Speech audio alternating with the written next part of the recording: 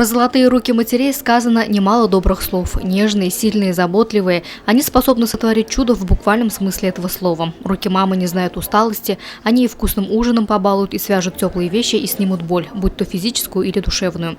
Выставка под названием «У мамы руки золотые» открылась накануне празднования Дня матери. Впрочем, проведение подобных мероприятий стало доброй традицией, и прекрасная половина человечества с каждым разом все активнее принимает в ней участие. Я работаю в детском саду «Снегурочка», работаю с маленькими детьми.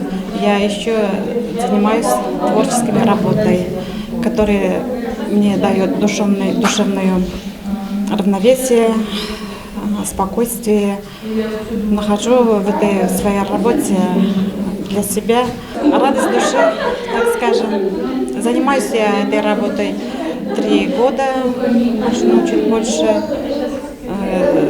Делаю из гофрированной бумаги сладкие конфеты, с фоамираном работаю, с лентами, канзаши. Творческие способности мам Сибаи всегда приятно удивляют посетителей. Вышивка, вязаные изделия, заколки и броши в стиле канзаши, куклы, наряженные в национальные костюмы, мыло собственного изготовления. Рукодельницы города из года в год увлекаются чем-то новым и отображают это в своих работах. А самое главное – это вклад своей душевной теплоты. Только тогда результат не заставит себя долго ждать. Как, например, Светлана Акшинцева, из рук которой рождаются веселые, яркие, сказочные персонажи. Вязать начала года 2 назад, игрушки именно. Так вообще рукоделием с детства занималась. Все время что-нибудь вытворяли. И с братишкой тоже постоянно в детстве что-нибудь творили. Когда-то больше времени на это, когда-то меньше времени. Там как-то иногда бывает так прорывает, что постоянно только и делаешь. Допустим, портрет дочери вышивала как-то полгода плотной очень работы, буквально каждую свободную минуту.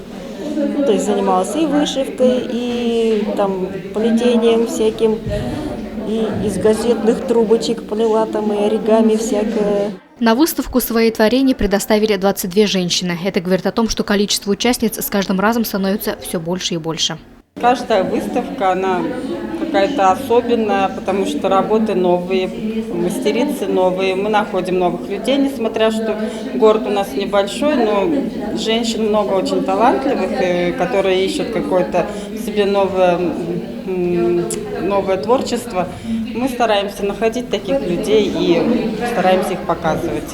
Желающие провести время с пользой, приобщиться к миру рукоделия и при этом получить душевное удовольствие могут посетить выставку в Центре народной культуры и досуга до 4 декабря. Луиза Мустафина, Радмир Исенгулов, Гульгина Раскильзина, телекомпания СТВ.